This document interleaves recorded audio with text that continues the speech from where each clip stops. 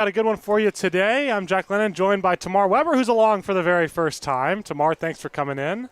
You're welcome. Cam Washington will step in for the Chill to lead things off against Chase Ford. And here's the lineup for the Chill as there's a first pitch strike. It'll go Washington, Radanya, Flynn, the first three. Noah McCarty, Amari Quinn, Connor Freeze, the middle of the order. Adanel, Baptista, Cam Buck, Watkins, and Luke McCarty will go 7 through 10. Ford's pitch is shot high and foul and moving over towards the media well, but off the glove of Logston. It's 0-2. Tamar, I know you just started working recently in the PSCL, a little bit of social media stuff. You're one of our marketing interns for the Power. How does what you've been doing with the PSCL differ from what you've been doing with the Power? For the PSCL, we're doing more TikToks, pictures, which is a lot of fun. You get to interact with all the players. They have some good answers. And it's a lot of fun just piecing everything together, then putting it out, and all the players' reactions to everything. Absolutely. And where can people find that online as Washington goes down on strikes? It's on the PSCL Instagram. Awesome. Go ahead and check it out. The PSCL Instagram has 17,000 followers. It's had a following for a little bit now, and lots of good content on there. Pretty entertaining stuff from what I've seen. So here's the pitch from Ford after the leadoff strikeout. It's a foul back from Radanya. It's 0-1. PSCL coming to an end, though, Tamar. What have the players said about their experience while they've been out here? Have they been encouraging other players to come out? Yes, they've talked about how much they enjoy playing. They're meeting a lot of new people. And then they also said no matter what, you're always going to get reps hitting and in the field, which they really enjoy. Speaking of reps, there's a line drive to Pieri, who makes the catch, now 2 away. So Ford working quickly here. And here's the defense behind Chase Ford. It'll be in the outfield from left to right. Raiko Hamilton, Giovanni Pieri, and Ryder Lambros. On the left side of the infield, it'll be Jackson Logsden and Josh Payton on the right side. Cash Sutton and Dion Cesario Scott.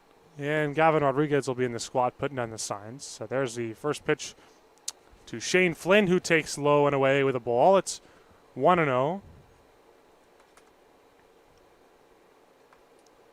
Flynn takes. Pitch high, 2-0. Tamar, your time in Palm Springs, between marketing with the Palm Springs Power and doing now social media stuff, digital graphics with the PSCL, what's your biggest takeaway? What's something you've learned in your time here that's a valuable lesson for you moving forward? To just be open to anything. I originally was just working with the Power. Then the opportunity came up to come to the PSCL. I've been doing media for them, which is a lot of fun. And now we're integrating stuff we're doing with the PSCL to Power. We're posting more reels, pictures, all of that for Power with the rest of the season. Absolutely. 3-1 now to Shane Flynn. Flynn a little bit higher in the lineup today than he usually is, stepping in for Everett Babcock at the catcher position. And now he takes ball 4 way off the inside. So a man aboard for Noah McCarty. McCarty, the extra hitter in today's lineup. Remember, PSCL lineup's a little different than you might usually see at your standard baseball game. You got 10 guys in the lineup, a designated hitter and an extra hitter along with the 8 fielders. So if you were to recommend working for the Power, the PSCL, would you recommend working in a marketing position, or is there something else that you've discovered in your time here that you think might have been a better fit if you could go back a few months? I would say marketing is a good fit, and then also trying to do the social media with whoever the photographer is.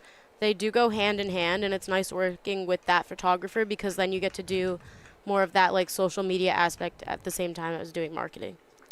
McCarty skies this one out to right, and it is caught by Lambros. We go to the last of inning number 1. It'll be Pieri, Thompson, and Cesario Scott coming up. It's 0-0 on the PSCL YouTube network.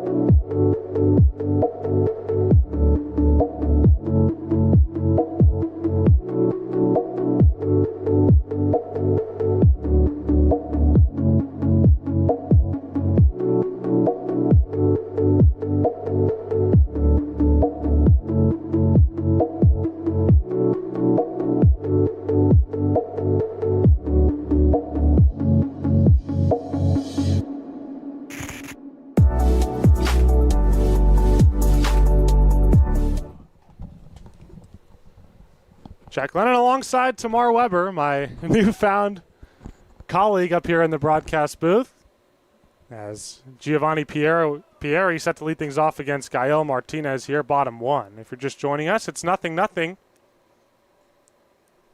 Chase Ford had a nice top half of the first on the hill for the Northstars, and now Martinez, ooh, look out, throws one high and in, above the head of the diving Pieri, 1-0. Pieri on the year, hitting .267 with a .431 on base average. 2 runs batted in, 13 walks, 14 strikeouts. A pitch inside again from Martinez, 2-0.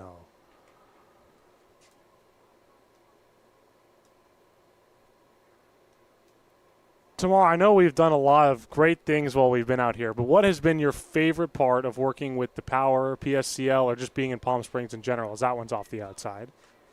I feel like just meeting a lot of new people. It's been a lot of fun getting to know everyone, hanging out at the field, off the field, because we all got put in housing together. It's just been a lot of fun. Ball 4 to Pieri, so he draws the leadoff walk on 4 pitches. Martinez has struggled with that a little bit this year, issuing walks, and at least for the Power tomorrow, I know the PSCL's season's kind of coming to a close. For the Power, what are some of the upcoming promotions that we have at our games for marketing? Well, 4th of July, we do have fireworks, which is a lot of fun. Tonight is father-daughter date night, and softball teams are also coming out for that.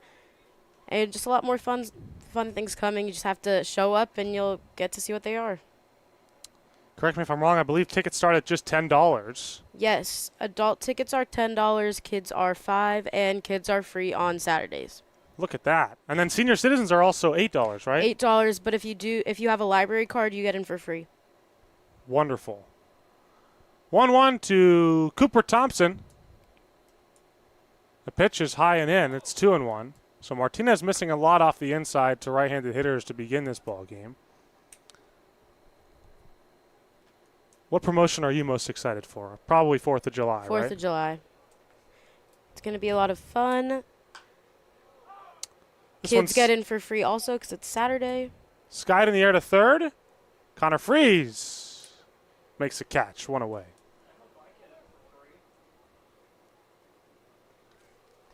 And correct me if I'm wrong, Tamar, I believe fans are allowed to sit on the field for that fireworks show? Yes. After the game, they can all go onto the field before the fireworks. Look at that. We spend our time cleaning up the stadium. And you're one of the lucky marketing interns who gets to clean up afterwards, right? Yes. There you go.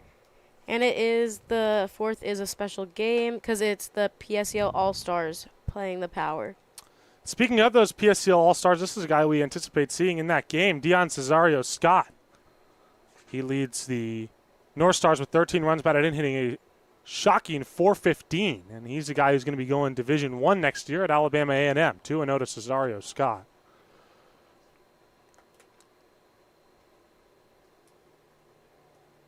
And now we're going to have a meeting on the mound between Shane Flynn and Gael Martinez. Martinez a little bit wild to begin this game.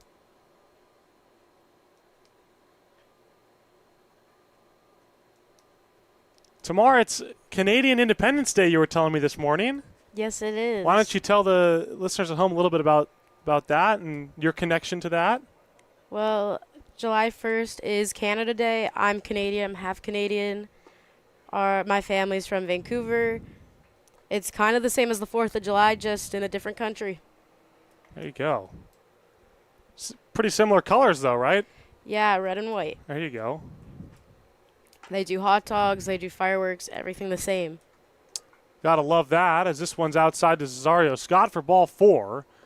So the second 4-pitch walk of the inning issued by Gael Martinez. Still just one away, and up comes Gavin Rodriguez.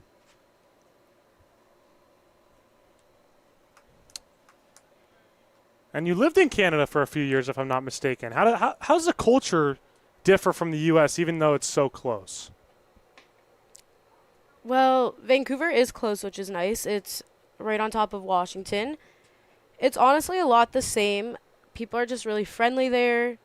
And it's just like a more tight-knit community because of the areas we live in, which is nice.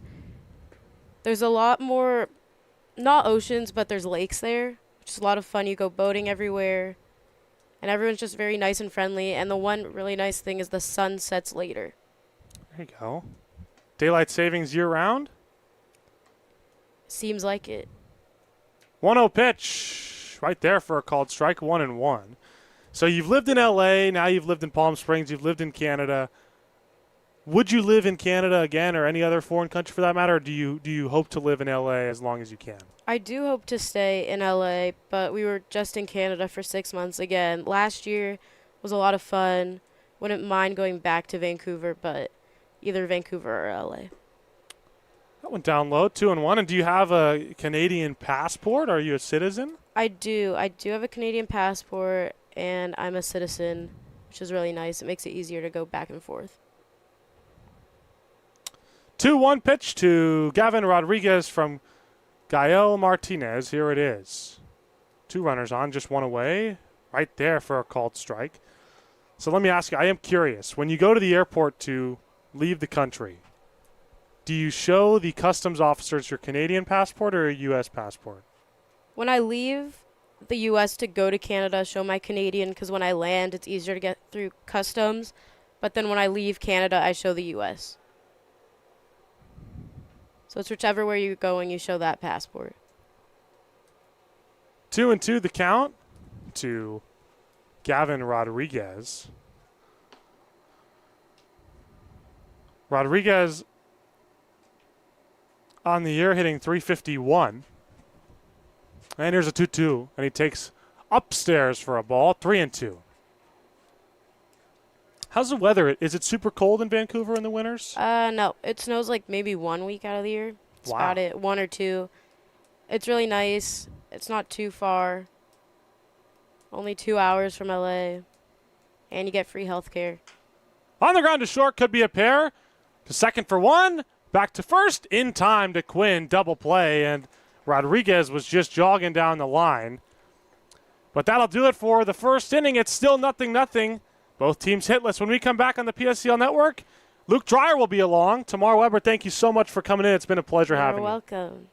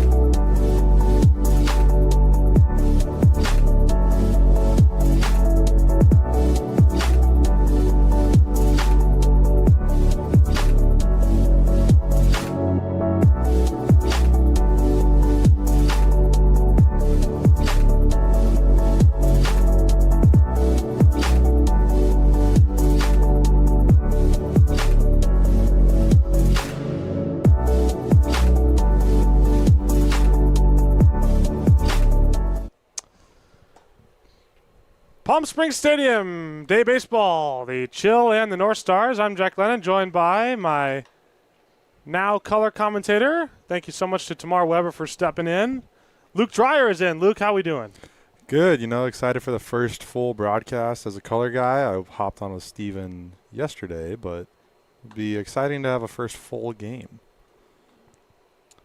So Amari Quinn will lead things off here. Top two for the Chill. Luke, tell us a little bit about what you do for the PSCL and the Power with the TrackMan data analytics stuff. So, as Jack said, I am one of the TrackMan interns for the PSCL and Palm Spring Power. So as these pitches come in, I get to read the numbers, determine what pitches they're throwing, and then store all that information and keep track of it all. That must be a pretty costly machine. Any idea what those things cost? A couple $1,000s. So I feel very lucky that we get to have one here in a minor division league, but it should be really good for these players too to be able to see all their numbers and get them back to their coaches. My goodness, don't drop that thing carrying it up to the press box. So it's 1-1 to Amari Quinn. And Quinn takes high. 2-1. How have you seen the level of play in the PSCL improve over the last couple of weeks? It's a lot different than it was on opening day. It very much is very different to the quality that we were seeing on opening day. I think a lot of these players, getting used to their surroundings out here, playing in a new stadium, new environment, and I think that they've just kind of settled in over the course of these past 3 weeks, and they're really hitting their stride at the right time. We've seen a lot of pitchers throwing some good stuff. We saw a complete game last week. We've seen a couple of great other performances throughout the week. So, it's gone up, and we've seen a lot of improved games as we've gone along with it. 3-1 to Amari Quinn. Quinn's had a good year, and he's been platooning at first base with Brett Kosei, but in the opportunities he's had, he's been impressive as there's a called strike. It's 3-2. Quinn has been hitting .407 with a .556 on base average. A home run, 8 RBIs, and that's third on the team.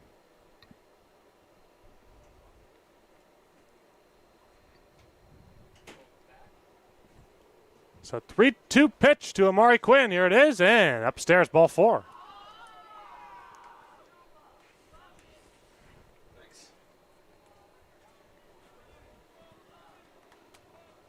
So that'll bring up Connor Freeze. And Luke, have you ever thought about getting into broadcasting? You sound pretty good to me.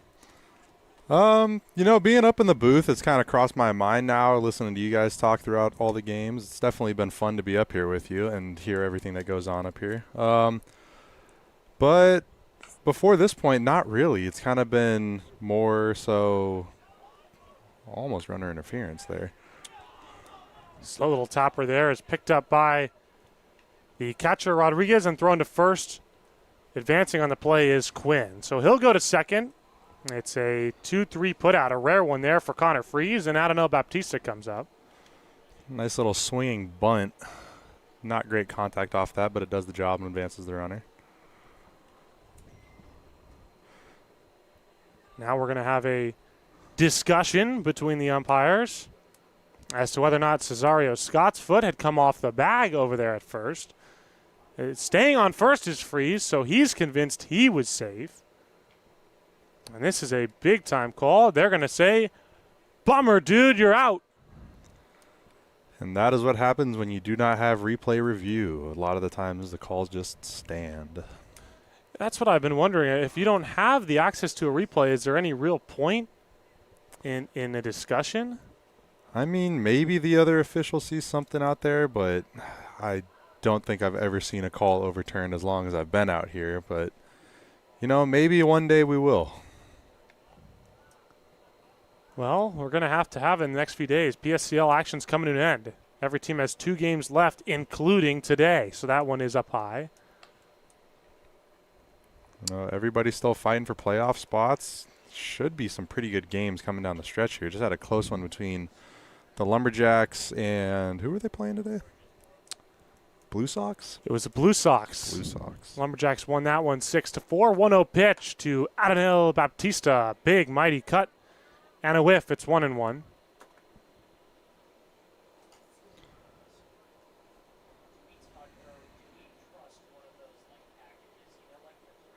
And running TrackMan for the past couple of weeks as Ford looks back to second, now delivers a called strike on the outer third. What's something among the stats that has stood out to you about a specific player? I know we've talked about the Crawford brothers and we've talked about the Worthkins. What has stood out to you about a specific player or team that is setting them apart from the other rest of the field? Yeah, I think the team that's in first place, the Lumberjacks, they have 3 really good pitchers. They get good run support from their offense, and they have pitchers that can throw it hard and they throw it for strikes. So it really forces the other teams to make contact and put it in play. And when that doesn't happen, we see a lot of big numbers and little numbers, with the Lumberjacks being almost undefeated on the season. 2-2 got him looking, pardon me. So Baptista down on strikes. Yeah, with the Crawford brothers also, like you mentioned, they have Crawford brothers, and then Brock Worthkin can throw it as well. So they have 3 good pitchers, and I think that they are a sneaky team to make a run in the playoffs, because all you need is 3 pitchers. Not to mention Philip Swinford, who also has a good deal of pitching experience, usually their second baseman. So 2 down now for Cam Buck, and he takes a strike. It's 0-1.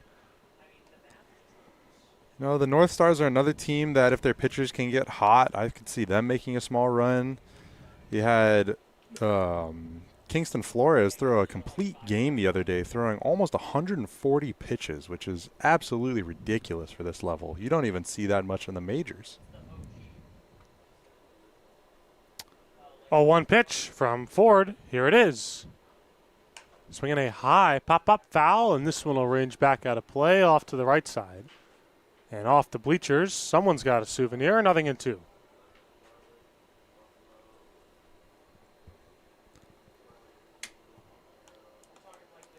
So in Buck, here's a guy who plays all over the infield, mostly at second or third, but can also play first. And he's looking to bring Quinn in from second with a base hit to the outfield, and he will sky this one back towards us and just about 10 feet in front of the press box.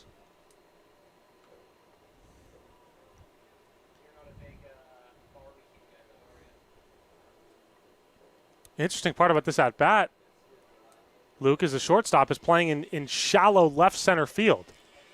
Yeah, really not trying to let a ball get in the outfield to probably score that runner, so just trying to keep everything in front of him. That second baseman is playing almost in right field. 0-2 pitch. Way off the inside, and it squirts away from the catcher, Rodriguez, all the way back off the backstop. It's 1-2, and Quinn over to third.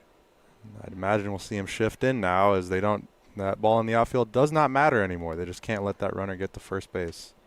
Shortstop shifted in. Second baseman still playing fairly deep. And the shortstop backing up now as well. Interesting decision here. And not an exaggeration to say he's playing in left field. Both his feet are on grass. It's very rare you see something like that, especially with 2 down. With the runner on third base, it doesn't matter if he gets to the outfield. That run is scoring anyway. Swinging a high pop-up, Cesario Scott hustling in. He will make the catch. The inning is over. We go to the last of inning number 2. It's still 0-0 here. Peyton logs in Lambros coming up next for the Northstars on the PSCL YouTube network.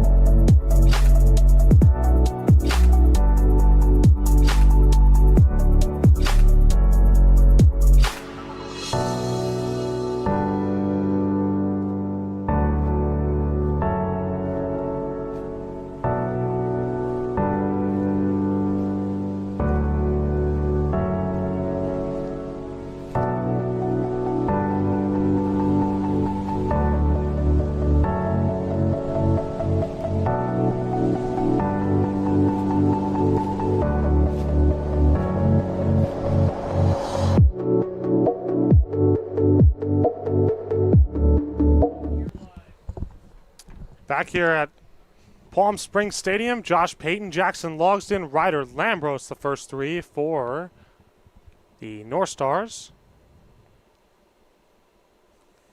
And the Chill defense behind Gael Martinez. It'll be Matt Radanya, Cam Washington, Adonai Baptista in the outfield from left to right. The best assist arm in center field. Freeze and McCarty patrolling the left side of the infield. Buck and Quinn on the right side. Flynn doing the catching. That one off the inside to Josh Payton. It's 1-0.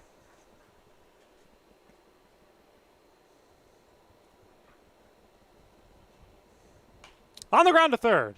Freeze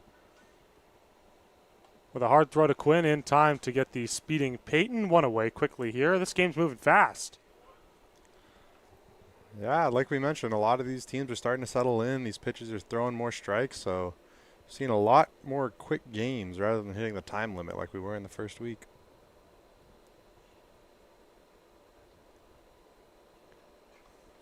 So here is Jackson Logsdon. Logsdon, the third baseman today.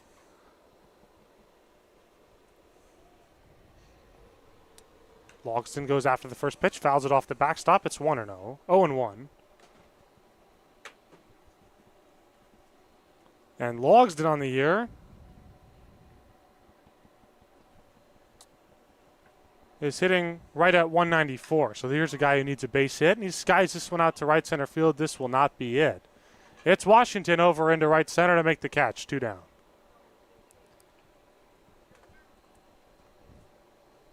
So 2 outs quickly now. Ryder Lambros will come up. Lambros is at 235, and this is where they missed the presence of Jovan Bernard, who before injuring his elbow had a 478 on base average.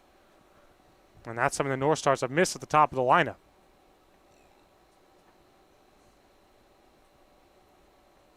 Lambros chases the first pitch off the outside. A ball. It's 0-1. Gael Martinez looking for a much quicker inning than last. A 1 pitch. Tapped foul off the plate. 0-2. Luke, he's just throwing strikes here in the second. Yeah, it's something that you love to see. A lot of times that's all you need to do in this league. Whichever team throws more strikes is usually the one that comes out on top. Walks, errors, hit by pitch, those are all the unearned runs that we see that end up killing teams, and that's when those scores start to tick up.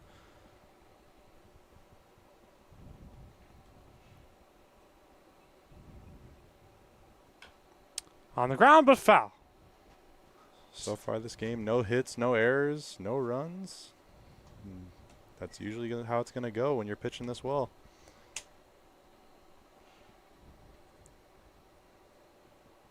So 0-2 from Gael Martinez to Ryder Lambros. Here it is. Swing and a miss. He struck him out.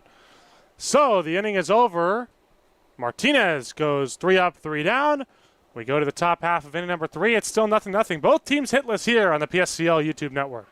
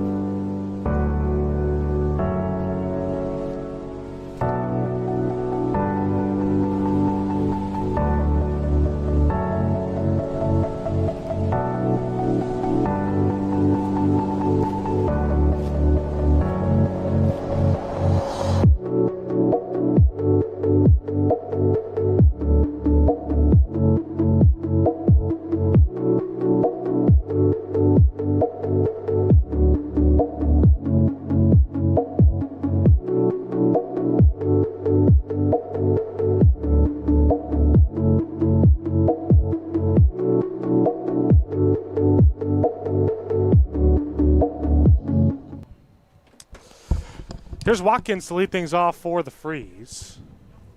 For the Chill, pardon me.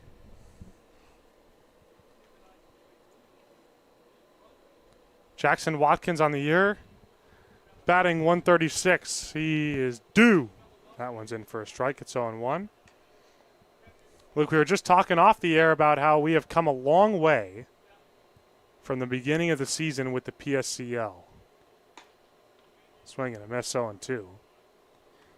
Yep, the example we discussed, the Chill in week 1 had 17 walks in one game. And so far this game, they've allowed 2, but it really just goes to show how much these pitchers are settling in, a lot less scoring, and a lot more of these pitchers' duels, which honestly are really fun to watch. Seeing these PSCL guys throw strikes, throw good pitches, and get guys to swing and miss.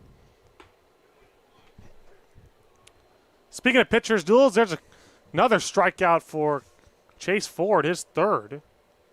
In this, just the third inning of work. So he's through 2 1/3. He has not a lot of hit. He's got 3 strikeouts. Pretty impressive stuff from Ford, Luke. It has been very impressive so far. Faced 1 more than the minimum. Just keeps throwing strikes, just painting the zone. Here's Luke McCarty, and he's hitting at 192. And right there again with a breaking ball, 0-2. That backdoor slider is causing all sorts of problems for these Chill hitters. They just can't pull the trigger on it. I wouldn't either. 0-2 pitch goes right back to it, and this time McCarty makes contact and fouls it off. Good to see a batting adjustment, just finally getting a swing off. Can't go down 3 times looking. Up the middle and through, base hit. An 0-2 single for McCarty. Nice at bat right there to come back from it. Watch the first 2 pitches go by, fights one off foul, and then knocks a base hit up the middle. And Indio Pavia Pico will come on and pinch run for McCarty. So Cam Washington will come up for the second time. He was fanned by Ford his first time up. Unfortunately breaks up the no-hitter for Chase Ford, but we'll see if he can get out of it. Runner's going. Throws not in time. That one was close. And you and I had discussed, again off the air in the past, how perhaps nothing more fun to watch in baseball than a strike him out, throw him out double play. We have discussed it in the past. There's just something about it where you get the punch out plus the throw down to second. Just such a satisfying play to watch. 1-0, up and away with a ball, 2-0. I think for me, the only thing that competes with it is watching a runner get thrown out at home after a good throw from the outfield. As a Dodgers fan, I get to watch Andy Pajes do it a lot, so love seeing that play. Teoscar Hernandez does it quite a bit, so definitely fun to watch from a Dodgers fan. 2-0. As a Dodgers fan, what isn't fun to watch? There's a strike poured in on the outside corner to Cam Washington, 2-1. Yep, had the benefit of winning the past 2 World Series, but, you know, gonna be tough to go for a third. These lot of teams competing. Got the Braves in the NL. 2-1 pitch. Swinging a foul off to the left side amongst the spectators. Out of play, 2-2. Yankees in the AL always going to put up a fight. They just got Garrett Cole back this season, so we'll see what he can do down the stretch. But always fun to watch for baseball. Can't wait for October. The best time of the year in sport. College football's on. The World Series. College basketball is about to start up. The NFL. Lots of great stuff going on. NBA starts. Similar to right now. We got a lot of great stuff going on. Fortunate to have the World Cup this year. I was lucky enough to go to a game last week. So how was that? I was Man. totally jealous, dude. It was amazing. You know, unfortunately the U.S. didn't pull it out, but still fun to be a part of that atmosphere. Everybody was there rooting for the U.S. Just absolutely electric. Another ball foul. But not quite as electric as the atmosphere at a PSCL game. Not quite. Nothing quite competes with sunny Palm Springs in the morning. especially when you get some of these crazy plays that happen out here. We saw a triple play earlier this season. We've seen diving catches. We've seen home runs. PSCL really does just have it all. We saw a runner steal home. Speaking of stealing, runner goes for third. Pitches a called strike 3 to Washington, so he's punched out for the second time. Ball is dropped behind the dish by Rodriguez. So sliding in at third safely is McCarty. Chase Ford using that slider so effectively, getting everybody looking. He's going front door to lefties, back door to righties. No one can seem to pull the trigger at it. Gets another guy looking. She really should just keep going to that pitch as long as they can't swing at it. Runner on third again. That shortstop is still playing in left field. Man, what a day to be out here for some PSCL baseball. Line and caught at third by Logston. Incredible catch to undoubtedly save a run.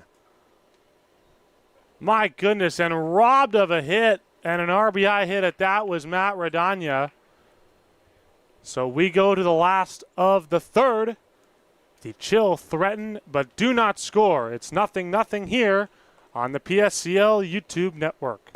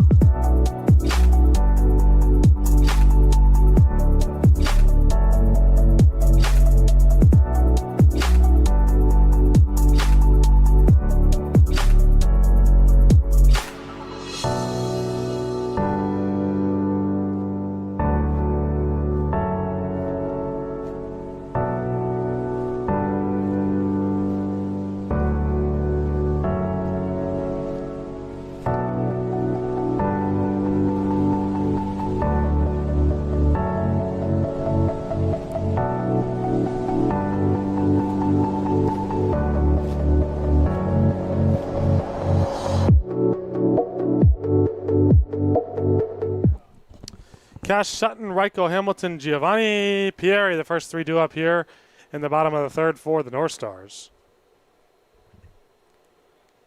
Touching back on all that sports talk in the fall, World Cup this summer, talking about NBA free agency over the break. A lot of moves getting made. Free agency just opening up yesterday. Swing and a miss, 0-1. But, you know, a lot of these guys, they're moving around. LeBron James said he's leaving to go somewhere else. We think he might be coming to play for the Power this season. That would be amazing. Why not? That one off the inside with a ball, 1-1. I mean, you got Kawhi going back to Toronto. You got John Moran on the move to Portland. Yep, everybody just moving around. Seems like nobody wants to stay where they're at. Walker Kessler to the Lakers, as that one's a called strike. It's 1-2. I feel like everybody that I've seen is signing somewhere else. I can't remember if I've seen anybody sign a big contract to stay where they're at. How could I forget Giannis Antetokounmpo to the Miami Heat? This one on the ground to short. McCarty to Quinn. That was the one that felt like broke open free agency. 100%. And, you know, the problem I think a lot of people have with the NBA now, and, you know, I could just be speaking for the people that I've heard, but I think one of the largest complaints that people have now with the National Basketball Association is the fact that the offseason at times can seem more exciting than the regular season. And I think in terms of marketing your product, that can be a problem. I could definitely see how that could be a case. You know, it feels like they've tried to address the tanking issue with some rule changes this season. But at the end of the day, it really does feel like there's 3 or 4 teams fighting for the championship, and everybody else is kind of just watching the season go by. You have perfectly described the Sacramento Kings. 0-2 pitch to Ryko Hamilton, still looking for his knock, inaugural knock on the year. And that one bounces in the dirt. It's 1-2. Hamilton has had a really tough go of it. And he is 0 for 24 with 18 strikeouts. No, I'm still noticing. I would like to see him shorten up that grip. He still looks like he's holding the barrel completely normal in a 1-2 count. Now it goes to 2-2. Feels like he's just got to shorten up and try and put something in play. He plays in the outfield. You'd assume he has some speed, so try to use it to his advantage and just put something on the ground. Try and beat out a throw. Maybe it'll sneak into the outfield, but got to change something about the approach. Absolutely. They say speed doesn't slump, but it's hard to show that when you're not getting on base. 2-2 pitch to Ryko Hamilton. Here it is. Off the outside for a ball. 3-2. And if you're Martinez, Luke, you're not throwing anything but a strike here. 3-2 to a guy who's looking for a batting average with 2 games left. Feels like it's got to be something in the zone. There it is. On the ground, softly to third. Connor Freeze up with it. Throw to first in time. So Hamilton retired for the 25th consecutive time.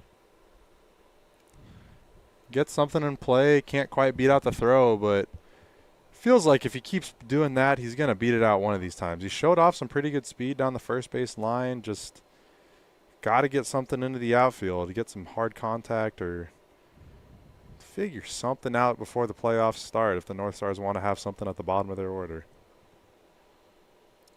So 2 down now for the top of the order. Giovanni Pieri, who walked his first time up, steps in. And 6 straight retired by Gael Martinez. He's really settled in. He has. Was missing inside a little bit to these righties, but now he seems to have found a rhythm, pitching a little more outside away, getting some swings and misses, getting some soft contact. So see if he can keep it pushing through 3. Looking for the last out of the inning here. 2-0 the count to Pieri. The pitch. Again, way off the inside. 3-0. Second time he's thrown above Pieri's head. And if we see a third, maybe Pieri will consider charging the mound here. We've seen a couple of, I wouldn't say fights is the right term, but a couple of scrambles break out in the PSCL, as that one is on the outside corner for a called strike. One of which was after a huge collision at home plate into the catcher, Caden Raymond. 3-1 pitch. Pretty good pitch, called ball 4. So taking his base for the second time today is Pieri, and he's really the only guy who's got it figured out against Gael Martinez today. Yep, couple of walks, getting on base. See if he tries to steal second again here with 2 outs. Always a risky play. I always say, you never want to get caught for the first or the last out of the inning stealing. Just not a good way to start or end the inning. There's a called strike on the breaking ball from Martinez to Cooper Thompson, who popped out to third his first time up. This is an old-fashioned pitcher's duel. 1 hit between the 2 teams. That one well off the inside, 1-1. But I must say it's so good to have you along because as much as I love broadcasting games solo, at certain points you can feel talking to yourself. You can only talk to yourself for so long before you feel like you're going clinically insane, as that one is off the inside. Could definitely see how that could become a problem after doing it for 3 straight weeks. 2-1. Right there on the outer third, called strike 2-2. As our friend Ethan Oliveros would say, deuces are wild. That's right. 2-2 with 2 down here. Bottom 3. Runner off of first. The pitch spiked in the dirt, and it almost hopped over the netting. And that would have been problematic, but getting just the 1 base on the wild pitch is Gio Pieri. So doesn't steal second this time. Gets it on a wild pitch, but nonetheless, standing on second base. We'll see if he goes for third again. He's got good speed. I wouldn't put it past him. He will be in motion no matter what here. Full count, 2 outs. So just looking for something into the outfield to score him. 3-2 pitch from Gael Martinez, trying to get out of the inning without a run. Pitch way above the head, inside of Cooper Thompson. So it is ball 4, and staying at second Pieri. So now 2 on with 2 down for someone that we will be seeing in the PSC All-Star game in all likelihood on July 4th, Dion Cesario Scott. Tough walk for Martinez there, bringing up another great hitter in Cesario Scott with 2 outs, something you just really want to avoid. See if he can get back on pace here and get this last out of the inning. Plays at any base.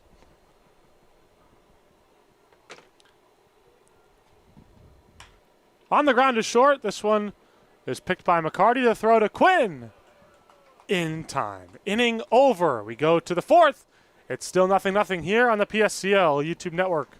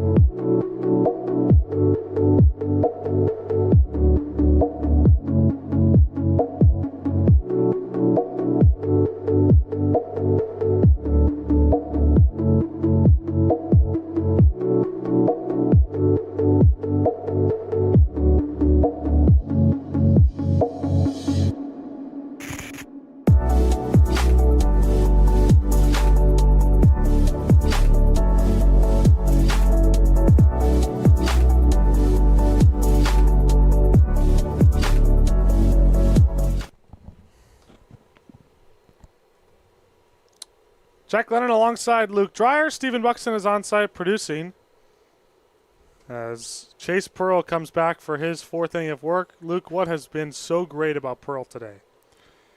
He's just been throwing strikes. He found that backdoor slider to righties. He's throwing it front door to lefties. They just aren't swinging at it. Like we've mentioned, throwing strikes is really just the key here in the PSCL. That one on the line to right field. He gets down for a base hit. So Flynn leads off the inning with a 1-pitch single, and he's aboard to start the 4th. Just the 2nd hit of the game here for either team, really. Just a pitcher's duel. We'll see if the Chill can string something together here or if he can get out of the inning with no damage. Well, if this day has been any indication, it'll be tough to string anything together against Chase Ford, who's got 4 strikeouts, and now he faces a favorable lefty-lefty matchup with McCarty. Pickoff throw to first. Diving back safely is Flynn.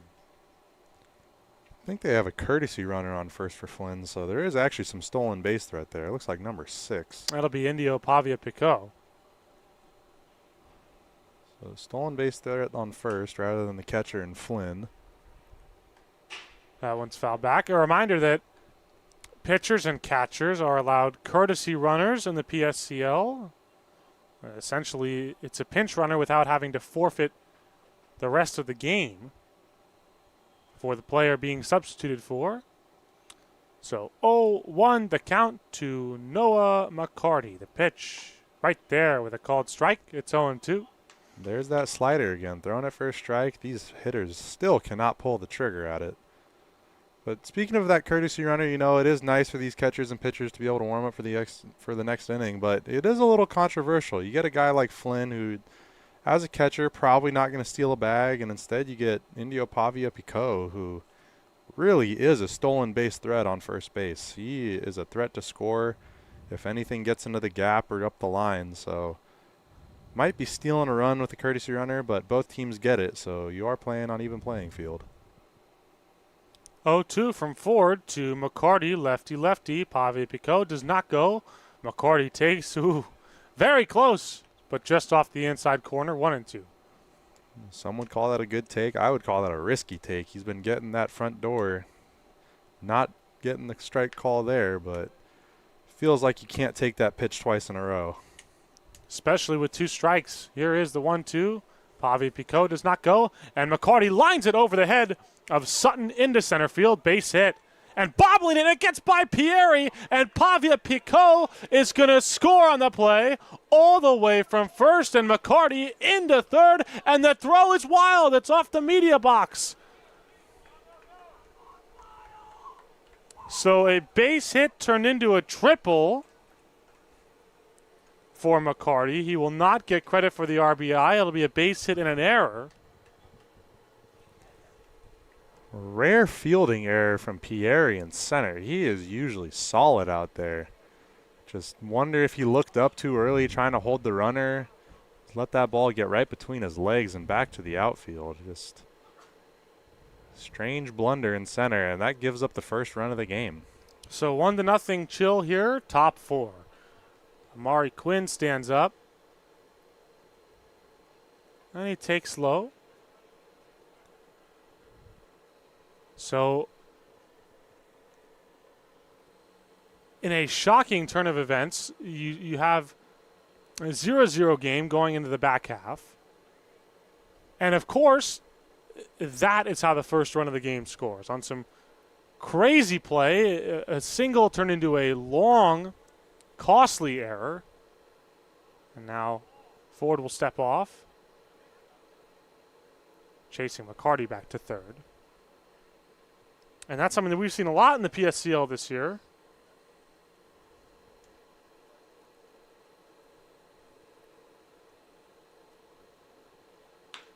On the ground sharply to third. It'll be Logston going to first. It's picked by Cesario Scott, one away. Good pick from Scott there. If that gets past, that is probably scoring a run on third. So good job holding the runner by Logston. Good pick from Scott. No run, and you get the out. That is a big boost for Chase Ford on the mound after that error. So here's Connor Freeze. And Freeze grounded out softly to Rodriguez his first time up. And the pitch is lined into left field, base hit. Boy, that ain't a soft ground out. That's a base knock and an RBI one at that. 2-0 Chill. Chill batters figuring out Ford here. You got couple of hard liners through the outfield, so interesting to see how Ford adapts and changes his, see if he does change his approach or if he'll stick with the same approach and keep trying to get contact and hope it just goes to his fielders. But a couple hard contacts this inning, 2 runs come out of it. Atanel Baptista now skies this one high, but not deep into center field. Pieri is now moving back. And he makes the catch, 2 down. So right what he needs to get back on the horse for Ford, a 1-pitch out. And Pieri also getting back on the horse there, ranging over, makes a good catch. Sometimes when you make that error, it can fog up your mind a little bit, but he does a good job to stay with the play, find that ball in the sun, make a good catch and a good throw back into the infield. Cam Buck stands in. He's 0 for 1 with a pop out. Looking to bring Freeze home from first with an extra base hit. The pitch. In for a strike, 0-1. Going back to that slider. They take it again. We'll see if he goes back to it a second time here. Almost expected at this point when they're not swinging at it. If it ain't broke, don't fix it. That one high with a fastball, 1-1.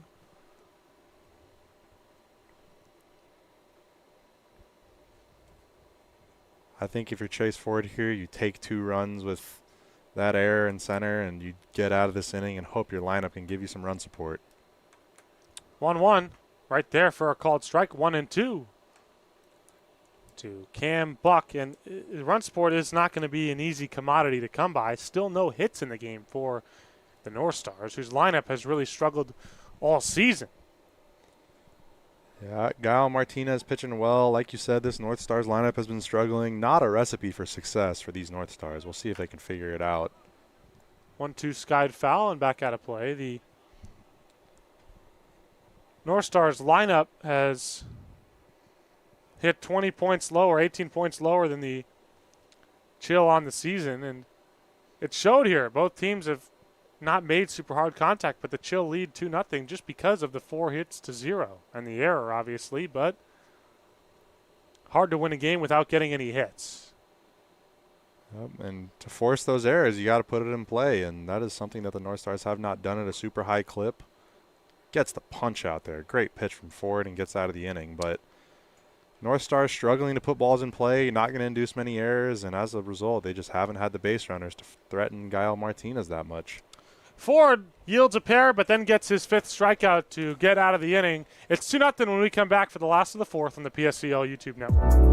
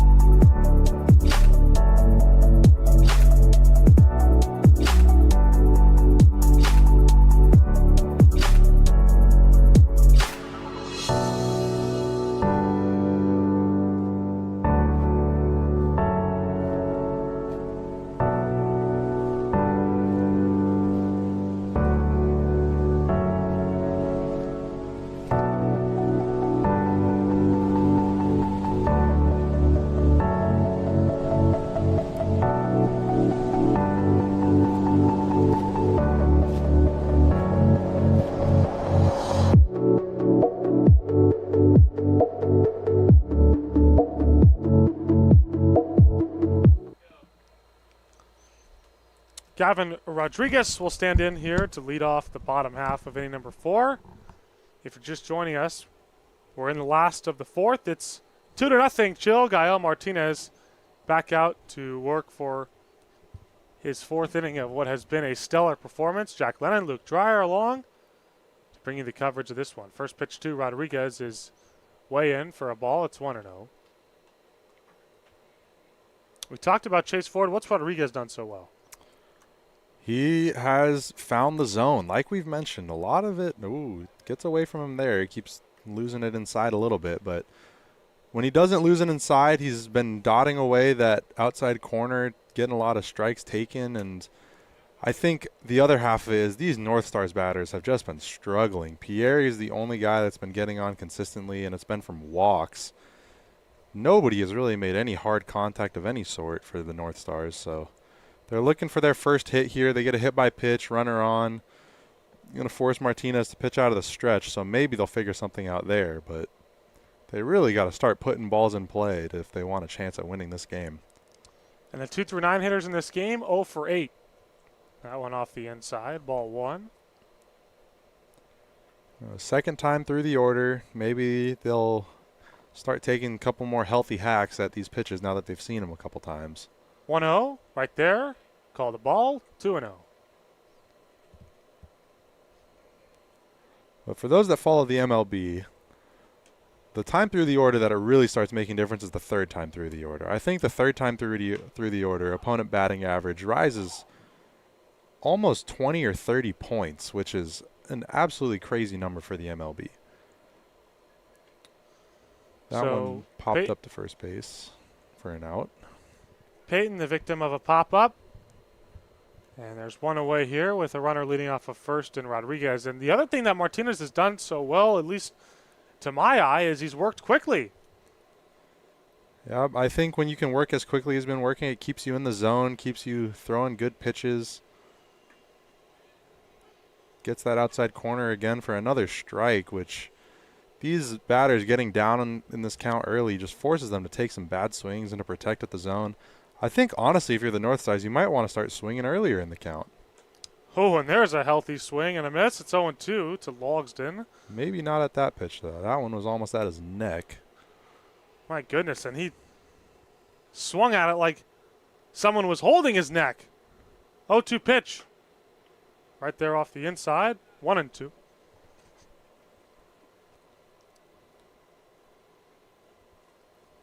I think Logsdon was thinking about tying this game right there. 1-2 on the ground, could be a pair. Will not be a pair. McCarty might not even be one as he bobbled it. Tough play, charging it from short. Will get charged with the error there. Doesn't even get a throw off. Bobbles that ball, but tough play, charging in. Just can't collect it.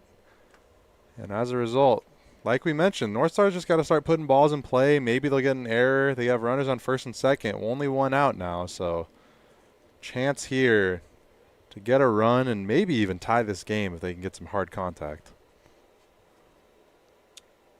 So extra bases will tie this game. A base hit will make it a one-run game. And here is Ryder Lambros who takes a strike. So the no-hitter is still intact for Martinez. After that one was charged an error on Luke McCarty. 0-1 pitch. Hate to see it from the namesake. Yeah, there you go. Not to be confused with Luke Dreyer, as the batter Lambros asked for time there before the pitch. It will remain 0-1. Here's the pitch from Martinez with 2 men on, 1 man out. Last of the fourth, 2-0 Chill lead. Pitch right there with a fastball called strike, 0-2. Looks like Martinez might be dialing it up a little bit. That pitch seemed faster than what he was throwing in the first 2 innings, so might be finding an extra gear here, and if that's the case, these Northstars batters are in trouble. Haven't gotten a hit already, and if he's improving the stuff, I don't imagine them getting a hit for the foreseeable future. 0-2 is fouled back into Sunrise Park and out of play. So it remains 0-2 to Ryder Lambros. Lambros 0 for 1. The only strikeout victim today for Martinez, and now he got him a second time right there on the outside corner. Strike 3 called. So Lambros down on punchies for the second time today, and here is Cash Sutton with 2 on, 2 out. Big spot for Sutton. Feels like the Northstars need to get a run out of this. Have runners on first and second with only 1 out. If they don't, it's just going to be a huge blow to the momentum, being down 2-0 after having a chance to score at least 1. One poured in for a called strike, going 1. And Martinez, like you mentioned, just finding ways to hit not only the zone, but just the corners. Yeah, that slider away is so hard to make good contact with. You don't want to swing at it, and then it's a strike. And now you're down 0-1, and you feel like you got to swing. And he does. He's in the hole 0-2 as that one's fouled back off the bleachers. Now at 0-2, you're just in protect mode. You're shortening up on the bat. Just got to put something in play, but it is just so hard with how Gael Martinez has been working ahead in these counts. The batters just feel like they're trying to catch up. Not a lot of good contact or getting ahead in these counts. And we talked about it on the ride home from the stadium yesterday. The best 0-2 hitter that we've seen in the league is definitely Pano Kutulas. And I think a lot of the guys, even in the pro level of baseball, could take a lesson from that guy on how to take an 0-2 swing. Yeah, he does a really good job just shortening up, putting the ball in play, and he has electric speed. I mean, got him with the fastball on the outside part of the plate. So Sutton down swinging. The Northstars strain a pair. It's still 2-0 Chill when we come back here for the top of the 5th on the PSCL YouTube network.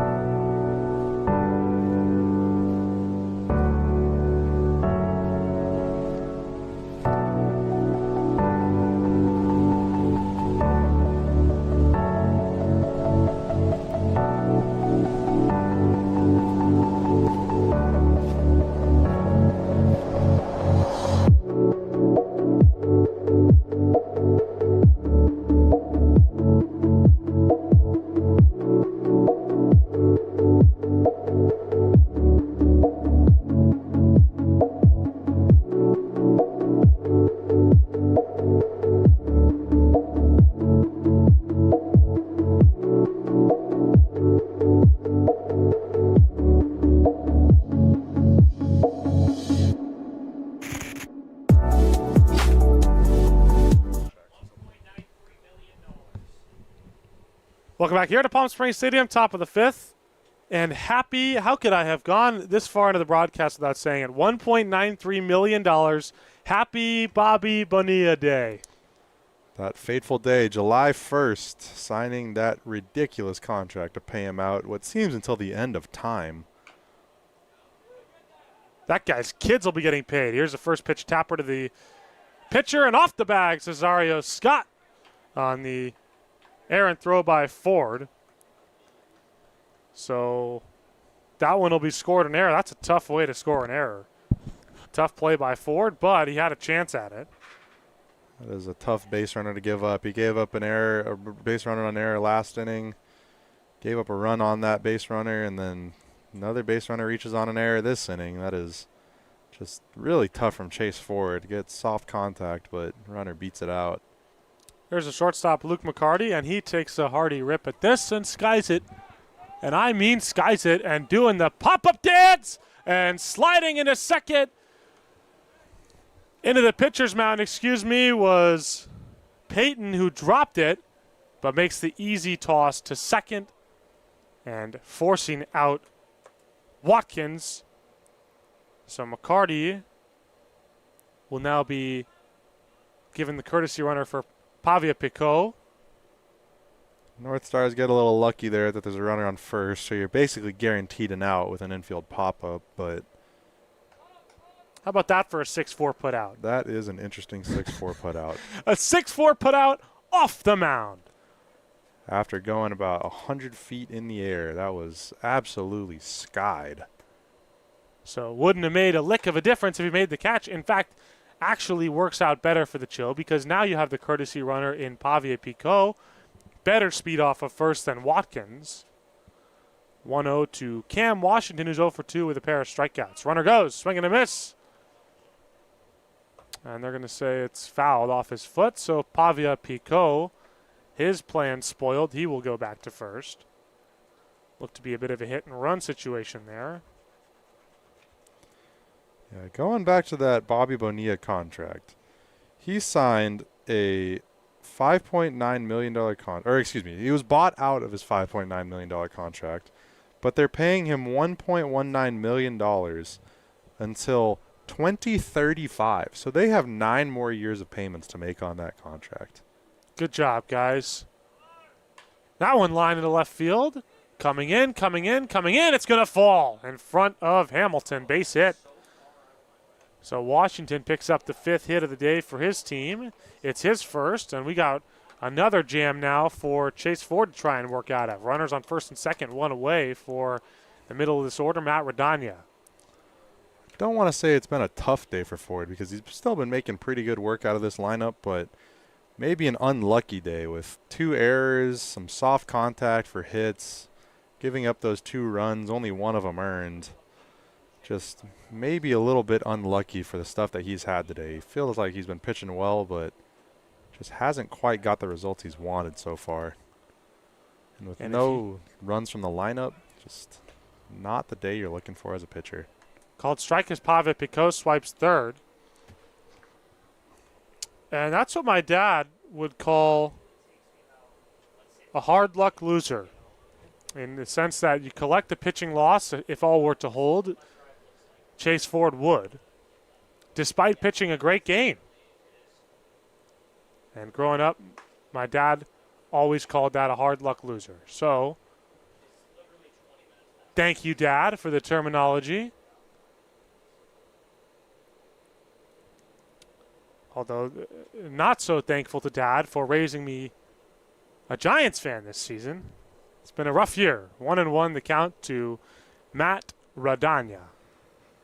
I know we've discussed the Rafael Devers trade ad nauseum this season, but what really wasn't a bad trade at the time has just seemed to get worse and worse every year for the Giants. It is just unfortunate how that trade has worked out for you guys, but as a Dodgers fan, I have been loving it. James Tibbs has been a great minor league prospect. We stole him from the Red Sox after that trade. And somehow, some way, what seemed to be a good trade still ends up better for the Dodgers. I guess when it rains, it pours. That it does. 2-1 to Matt Radanya after Washington swipes second. And the pitch is up and away for a ball. 3-1. Now the base open at first. What do you do to Radanya here at a 3-1 count? He's a dangerous hitter. You got the catcher, Flynn, who's equally dangerous on deck.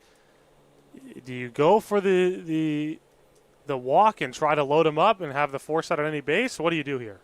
I feel like you got to try and throw a strike here. Maybe you'll get something, and then...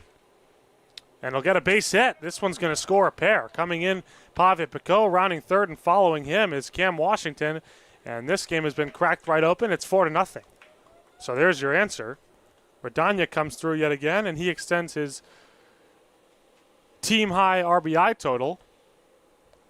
Seems I had the wrong answer. Throwing a strike there. Good swing. And just putting a hard grounder up the middle for 2 RBIs. But I still think that throwing a strike there is the right play. You don't want to give up the extra runner on first base, even though it puts the force out at any base. If you can throw a strike there, you have a chance for the strikeout, get out of the inning with no runs, but just hard contact up the middle extends the lead for the Chill.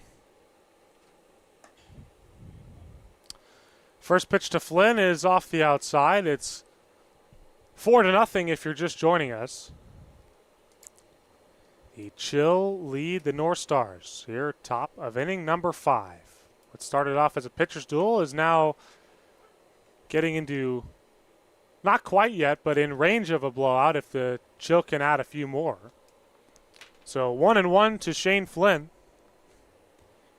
Yeah, at the beginning of the season, I would have said 4 runs is nothing, but with how this game has gone and how the North Stars have been on a little bit of a cold streak as of late, I would say 4 runs now seems almost insurmountable. Only 3 innings left. You really got to find something here.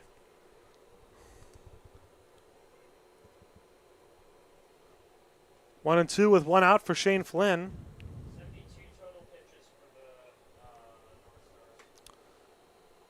So pitch number 73 on the way from Chase Ford. Here it is off the outside. And he started off the game working so quickly, and things have really slowed down for him here, Luke.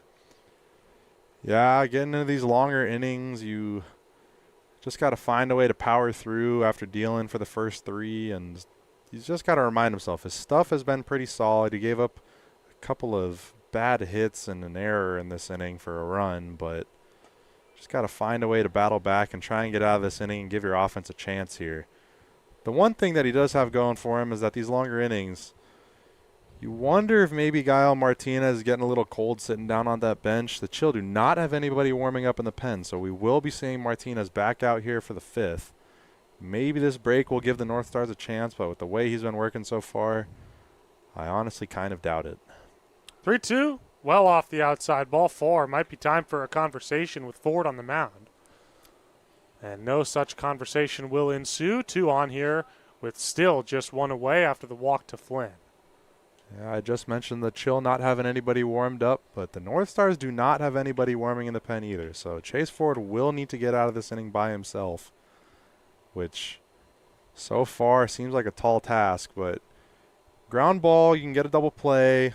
Fly ball is not going to advance runners if it's short enough. So you have a couple ways to get out of this. Just need to be a little bit creative and find something here, because if any more runners get home, we are going to be starting to talk about a blowout here.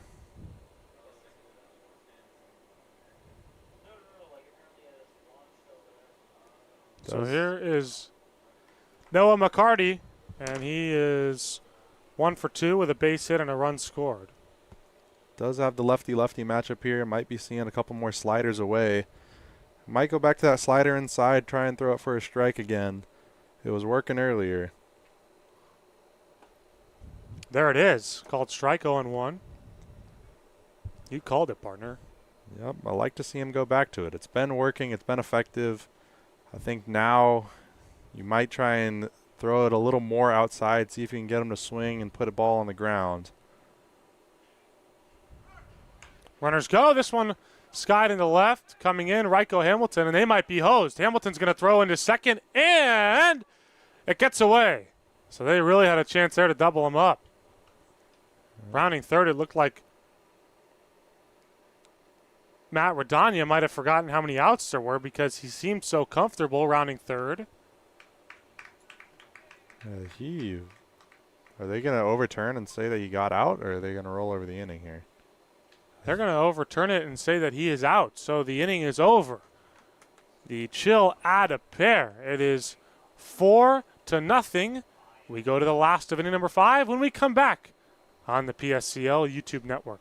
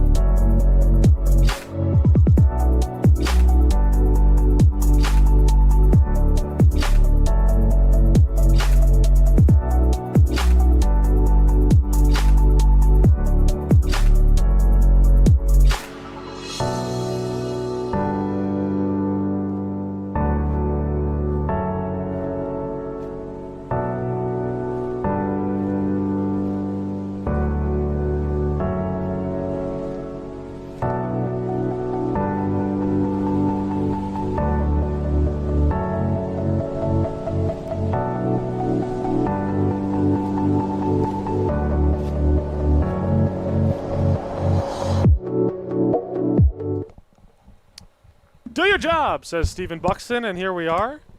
It's the last of the 5th. It's 4-0 Chill. Ryko Hamilton steps in. He's 0 for 25 on the year. I'm Jack Lennon. That's Luke Dreyer. And on the mound is Gael Martinez, and he's through 4 without a hit. Really impressive stuff from Martinez here today. We mentioned he had some trouble with the walks. Seemed to have figured most of it out. He's given up a couple base runners, but worked out of it every single inning. And still has not given up a hit today. In there for a strike, 1 for 1.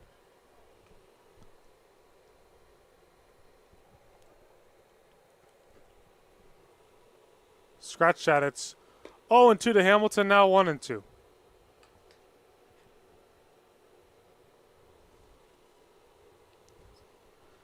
Hamilton just trying to find ways to put the ball in play. 18 strikeouts on 25 at-bats. He's 0 for 25. I would really like to see him shorten up that swing. Still doesn't look like he's going to. 2-2. I see a big gap back up the middle if he can put it through there. But just got to find something. Ooh, very close, but low and in. 3-2. And another back-to-back 3-2 counts from Martinez to Ryko Hamilton. Got him! With the breaking ball. So that's 3 punch-outs in a row for Martinez. He's up to 4 on the day, and it flips the lineup over with the bases empty for Pieri. Almost feels like Martinez is getting better as this game goes on. I think he's really settled in here. Got a little wild in the first inning, but has really figured it out. And I think that slider has been the pitch of the day for him. Just throwing it for strikes, getting swings and misses. Just such an effective pitch. That one just off the outside.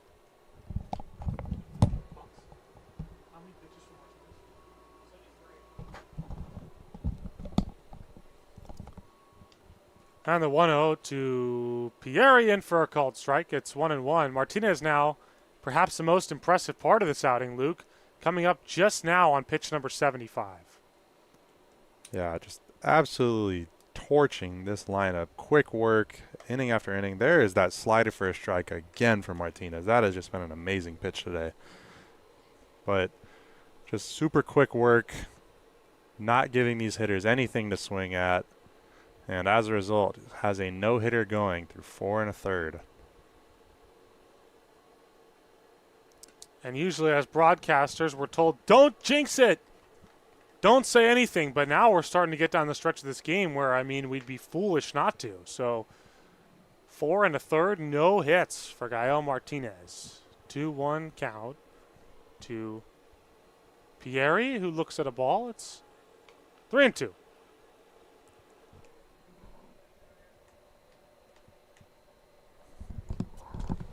Bucks, I think it's 3-2. Pretty sure it's full. I had it right on the stream, just not the scoreboard.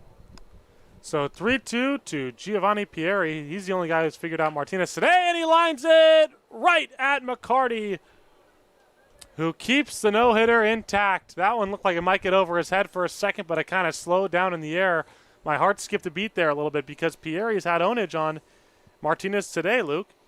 Yeah, he's been the one guy in this lineup that seems to be seeing the ball, but can't quite get it over the shortstop's head. We mentioned they're playing a little deeper today, and it works out for them there. Just able to jump up and make that good catch. Still going strong through 5.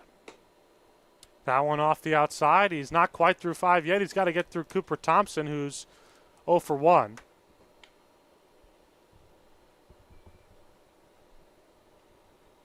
Swing and a miss, 1-1. You know, talking about the announcer curse, I don't believe in it. I think that the taboos of the announcer curse, you know, they do exist. They are known. But at the end of the day, these players cannot hear what we are saying up here.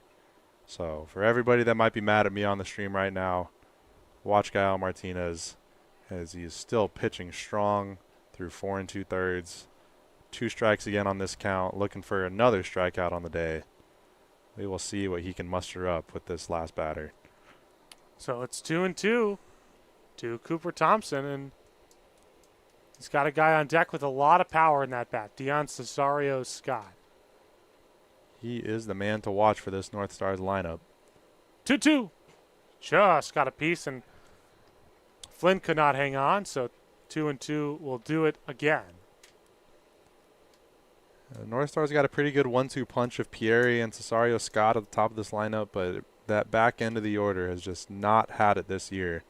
Line right at Martinez. Inning over. We go to the 6th. It's 4-0. Martinez has got a no-hitter through 5. He's 6 outs away from finishing the job on the PSCL YouTube network.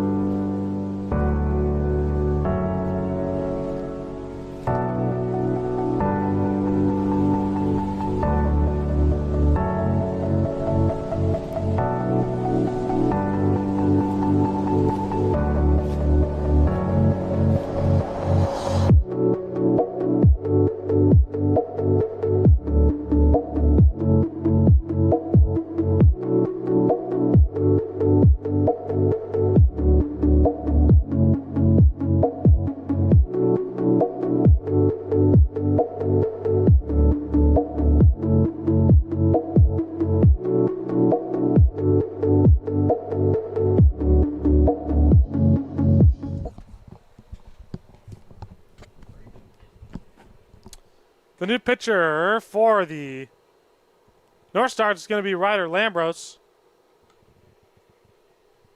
And Lambros on the year with an 18 ERA. He's gone 1 inning and given up 2.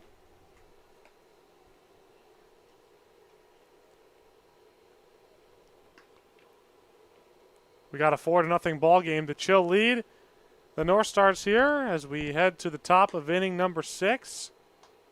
And Luke, Gael Martinez, a no-hitter through 5. He has been absolutely dealing today. The fastball slider combo has these Northstars hitters guessing on every at-bat. He's given up a couple walks. He's worked out of it. Just absolute dominance today from Gael Martinez. And we were talking about it over the break. The good news for him is he has passed the first 2 hitters of the Northstar lineup. He has Cesario Scott, who is probably the best hitter. And then once he gets past Cesario Scott, it's been a batch of cold hitters up next. So we'll see if they can break the cold streak and get a hit, or if Gael Martinez will finish today with the no-hitter. It would be amazing to watch. And once you get past Cesario Scott, the rest of that lineup is 0 for 11 with a hit by pitch. So up comes Amari Quinn to lead off the visitors' half of the 6th. And he faces the aforementioned Lambros, who pours in a first pitch strike. It's 0-1. North Star switching from a lefty to a righty here. Give this lineup a little different look. Maybe try and keep this game close and give themselves a chance. But like we mentioned, Gael Martinez still has not given up a hit today. So they're going to have to figure something out and do it quick if they want a chance at winning this game. 0-2 to Quinn. Quinn's 0 for 1 with a walk. Quinn takes high and in. 1-2.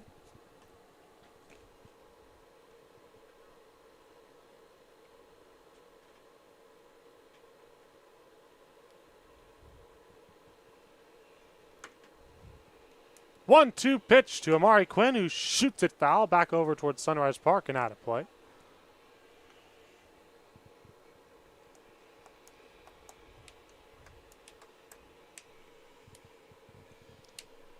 Jack Lennon, Luke Dreyer, we're along. Thanks for coming with us. We got a good one, a no-hitter going through 5. Pitch on the ground is short. Should be a routine play for Peyton, who throws to Cesario Scott. 1 away.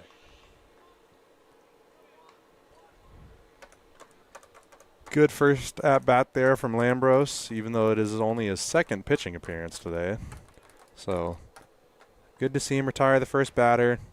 We'll see what else he can muster up here. Try and keep this game close. One more day of the PSCL. That one down low.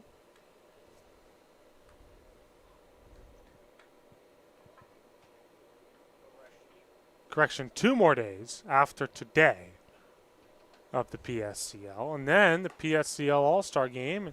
And when I say 2 more days, I'm referring to the regular season.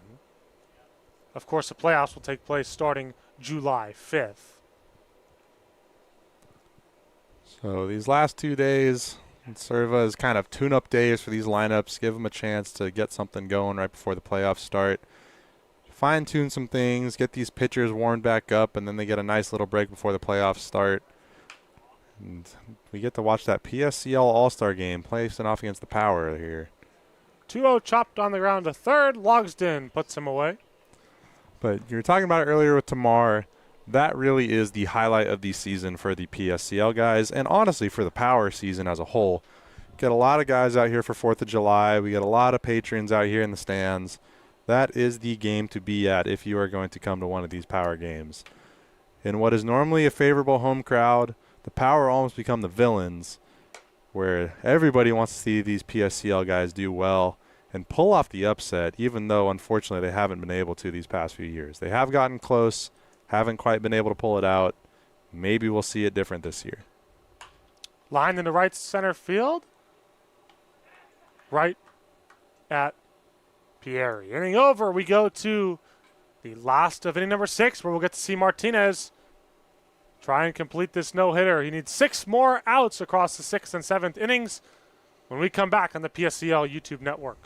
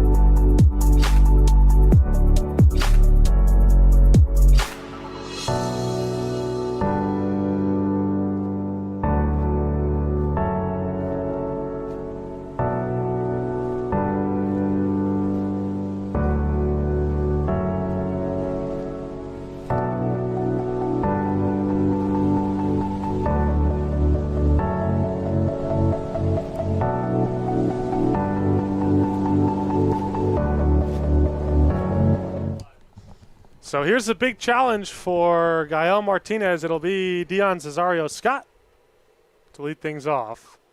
Martinez, not perfect, far from perfect, but a no-hitter through 5. He's flirting with personal history, I'm sure. Got to be flirting with PSCL history, too. I mean, how many no-hitters do you get out here? First pitch in for a strike. It's 0-1. I would love to see Tyler Crawford throw a whole game in a PSCL game. Do you think he'd go the distance? I think Tyler Crawford could go the distance without a doubt. He is probably the best pitcher in the PSCL. Him and his brother are absolutely electric to watch. The fact that they are both on the haymakers almost doesn't feel fair for these other lineups. 1-1 to Cesario Scott, who takes high. I think the only limiting factor for Tyler Crawford is that he also pitches for the power. So I think the haymakers coach is getting some info from the top down that he doesn't want, that the power and Casey Dill don't want their guy getting thrown in the PSCL. They want to keep him fresh for the power games. Well, I'm sure we'll see him on the hill for that PSCL All-Stars versus Power game. Just depends on what team we'll see him play for. 2-2 to Cesario Scott. Oh, man, very close, but low with a fastball, 3-2. That's a tough pitch to take. That almost retired Scott. That would have been an amazing pitch for Martinez had it been called a strike. Got him swinging with the breaking ball. Martinez gets the big stick in this lineup, and now 5 outs away. It does not matter that he doesn't get the call. He says, I am going to do this myself. Backdoor slider, perfect spot, gets the swing and miss. You cannot draw it up any better than Gael Martinez just did. So now things get easier. He faces Gavin Rodriguez, who's no soft bat himself, but certainly no Cesario Scott, as that one's a called strike on the outer third. Cesario Scott's been one of the best hitters in the league, and now going back to the bench, 0 for 2 on the day with a strikeout against Gael Martinez, 0-1. Yeah, Gavin Rodriguez is no slouch of a bat, though. He leads off for this North Stars team quite a bit. They have Pierre in the leadoff today. We'll see how Gavin Rodriguez deals with being put in the cleanup spot. Swinging a high fly ball, not deep, into left center. Coming in, Washington makes the catch. 2 down. And 4 outs away is Gael Martinez from a no-hitter. Absolutely amazing work today. And I think that you've seen it in both the at-bats of this inning. You've seen it in a lot of the at-bats today. That first pitch strike has been his absolute weapon. Whether it's the fastball or the slider, he is ahead in 0-1 in what feels like almost every count. That one, a called strike. 0-1 to Peyton. There it is, the first pitch strike. Luke, do you think Martinez gets it today? I think from what we've seen so far that he does. I haven't seen anything to indicate otherwise. The only base runners he's allowed are walks and 1 hit by pitch. I haven't even really seen any hard contact from the North Stars. Not at all. Peyton, 1-1 pitch to him, and it hits him on the head. Boy, there's some hard contact, but off the helmet. That's not the first time Martinez has worked a batter a little too far inside today. He's got to be careful. One more of those, and he might not get a chance at it. No-hitter. Pierre's had to duck twice. Peyton gets hit in the head there.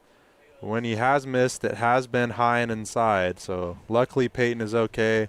That helmet is sturdy, and it was a breaking ball, but never like to see a guy get hit in the head. Now Martinez pitching out of that stretch again, which he hasn't had to do for a couple innings, so we'll see how he deals with it here with 2 outs. And you don't want to walk another because that would mean the lineup would flip over at some point in this game. Swinging a high, pop up. This one falling. Quinn back. Quinn cannot make the catch, but it lands in foul territory.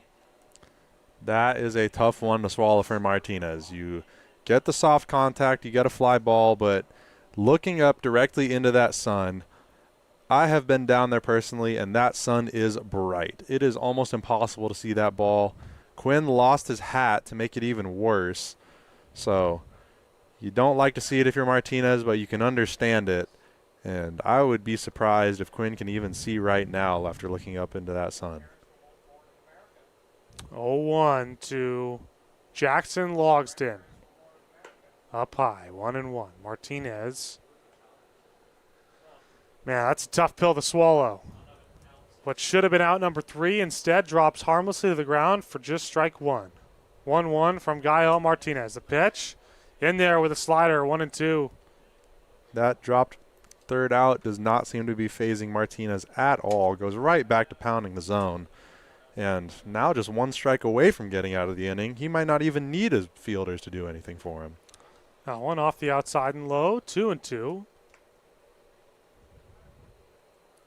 Bottom 6, 4-0 Chill. Gael Martinez. 4 outs away from a no-hitter. And a strike away from getting out of the 6th. Got him swinging with the slider again. His 7th strikeout of the day. And he is 3 outs away from the no-hitter as we go to the top of the 7th. It's 4-0 here, the Chill lead on the PSCL YouTube network.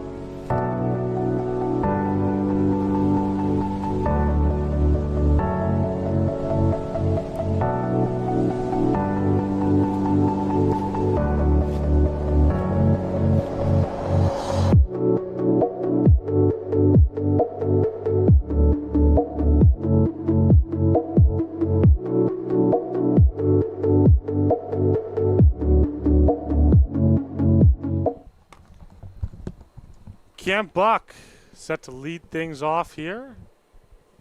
Top of inning number 7, but Luke, I don't think anyone is focused on what's going on in this top half of the inning. It's all going to come down to the bottom half of the 7th. Gael Martinez going for a no-hitter. I don't want to say that this half of the inning is obsolete, but I mean, if you're watching this game, you are watching to watch Gael Martinez throw a no-hitter. Now, in his head, there are 2 different scenarios as strike 1 goes in there for Lambros. I don't know if you would want a small break here, maybe get some runners on, get a small break, or if you would rather just your guys go 1, 2, 3 and get right back out on that mound after what we just saw.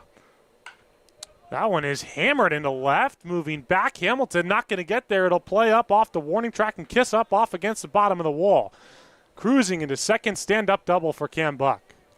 Well, it looks like Martinez is going to get a little break anyway after that double. Great piece of hitting there from Cam Buck. Just pulls the arms in, makes hard contact, pulls it up the line and over the head of Ryko Hamilton, all the way to the wall. And now they got a runner standing on second.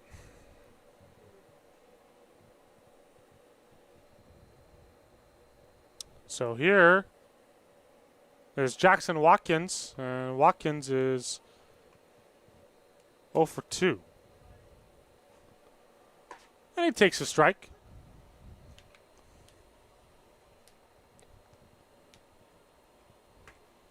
So the story of the day, Gael Martinez, possible no-hitter.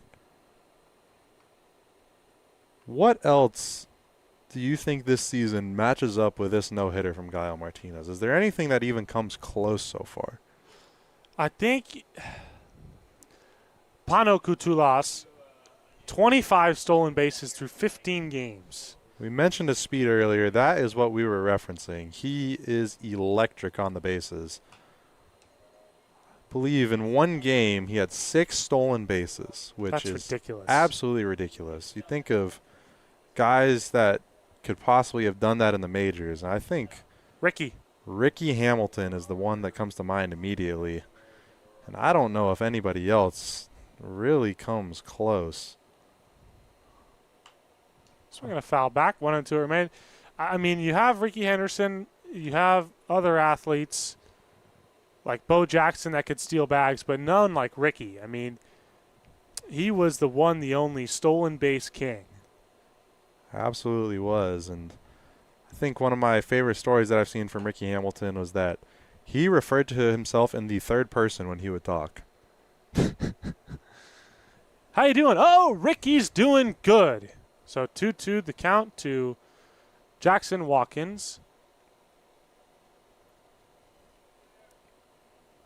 Pitch off the outside with a fastball, 3-2. But I mean, when you have seasons with 150 stolen bags, I feel like you've earned the right to call yourself Ricky, the stolen base king, whatever you want at that point with how much value you're getting on the bases. 3-2. Swing and a miss. And Lambros fans Watkins for out number 1. Second strikeout of the day for Watkins. Here's Luke McCarty with 1 down. And I don't know about you, partner, but I am just eager to get to that bottom half of inning number 7. I want to see what happens with Gael Martinez. Yeah, I think that is the story of today, and possibly, like we said, the story of the season. Possible no-hitter in the PSCL. Rare to see. I think the closest we've seen is Bo Kerr for the Lumberjacks. Had one through 5 1/3. Couldn't quite get it done, but 6 innings, 1 remaining, 3 outs for Gael Martinez, and he can say that he has pitched a no-hitter. You just got to take it 1 out at a time. Yeah, just don't change up the approach. Just keep it going. That ball to short, on to first for an out. Runner advances to third, but there's no reason to change up what you're doing. Keep throwing that slider, keep throwing that fastball. Northstars have not done anything with it today, especially the 3 guys due up, bottom of the order. So he is in control. Got to stick with what's worked, what's gotten you this far. Cam Washington steps in against Ryder Lambros, and the pitch is foul back. So 2 down, top of the 7. Runner off of third is Cam Buck. And it's 4-0 Chill, like we mentioned. We got a no-hitter going into the bottom of the 7th. And I know we're talking about the no-hitter all the time, how well Gael Martinez has pitched today. I love that we've been able to see it. I would also like to mention that the Northstars themselves have pitched a very good game today. Chase Ford with 2 earned runs. There's 4 on the board, but only 2 of them are earned. Only gave up 5 hits. That in itself is a fantastic game. And then Ryder Lambros has come on and made 2 short, quick innings of work. So Northstars pitched themselves very well today. I think any other day they probably would have been in the driver's seat. But Gael Martinez said no, sir, and decided to have a no-hitter going through 6. We'll see you when we come back for the top of the 7th.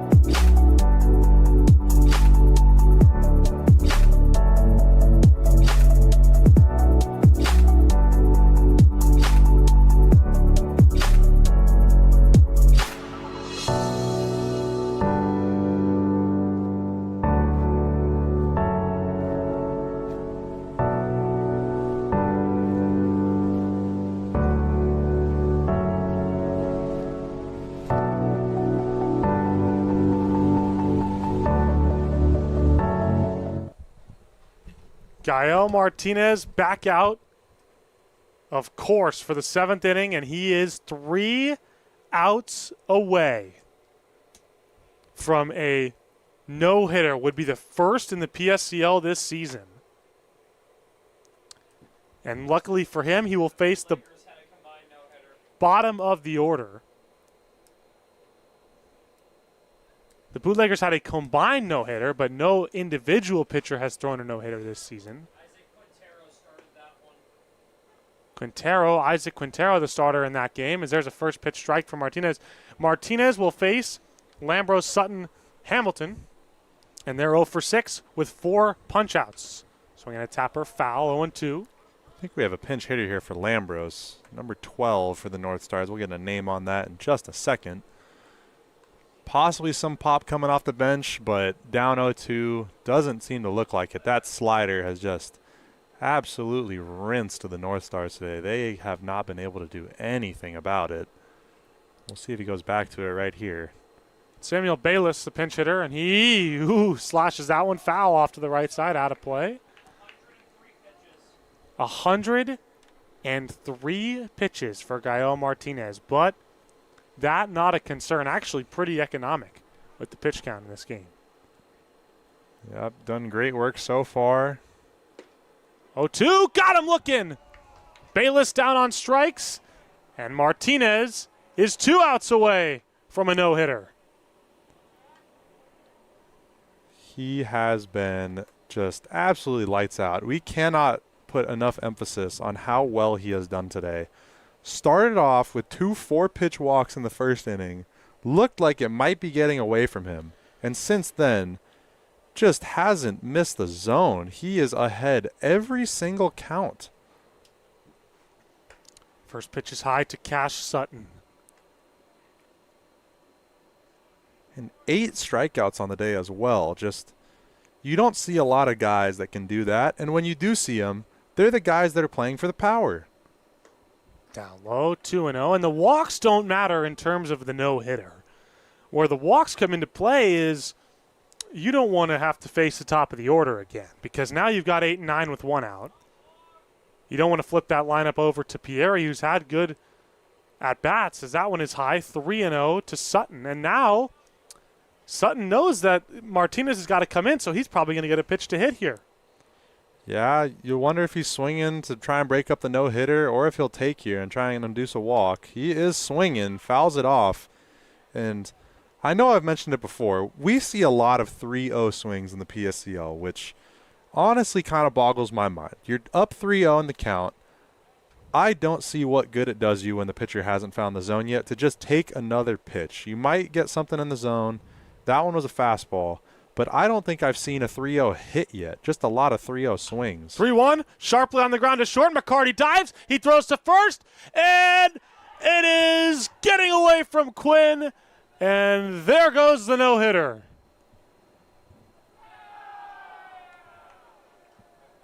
That is heartbreaking for Gael Martinez. Hard contact to the shortstop. Makes a great diving play. Just can't get the throw off in time. And 6 1/3 outs. He has to be absolutely heartbroken right now. And that means that he will have to face Pieri once again, as long as he does not get a double play from Hamilton here. Hamilton takes a ball. It's high. It's 1-0. So gut-wrenching for Martinez. The ball never even left the infield.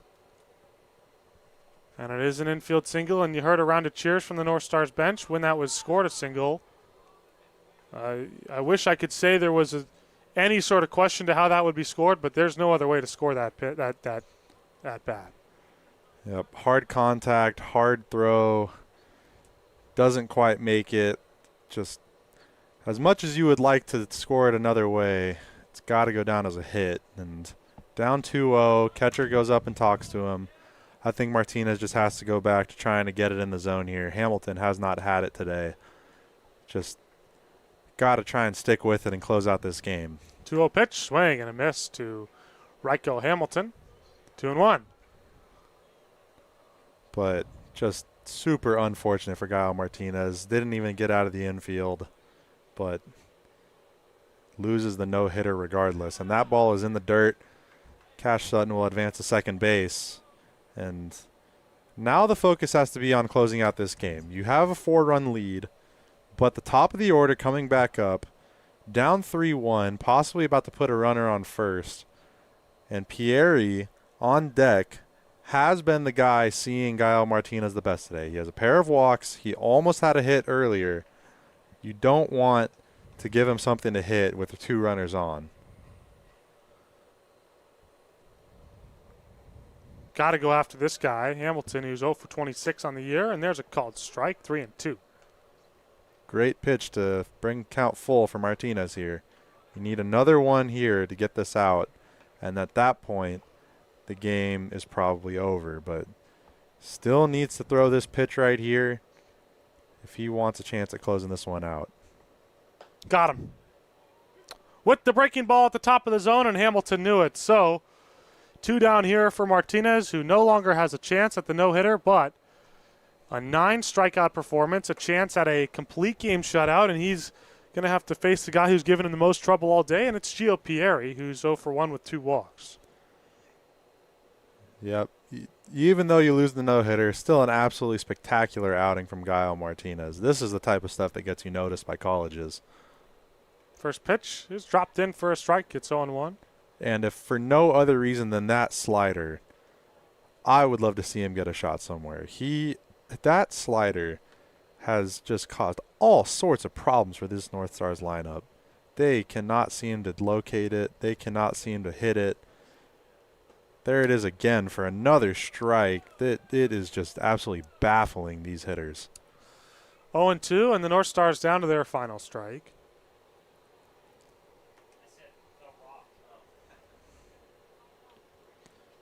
Got to imagine Martinez going back to that slider again after all the work it's done for him today. I would. 0-2 pitch with 2 down. Swing and a miss. He struck him out with, guess what? The slider. The ball game is over. 10 strikeouts for Martinez. A complete game shutout. The final line score, 4 runs on 6 hits and 1 fielding error for the visitors, the Chill, who take the win. Gael Martinez, of course, the winning pitcher. And the final line score for the home team, the North Stars, it's no runs on 1 solo hit and 2 errors. And Chase Ford takes the hard luck loss. For Luke Dreyer and for our on-site producer and engineer Stephen Buxton, I've been Jack Lennon. Thank you so much for tuning in. As always, have a great rest of your day, and we'll see you here tomorrow on the PSCL YouTube network for more PSCL action.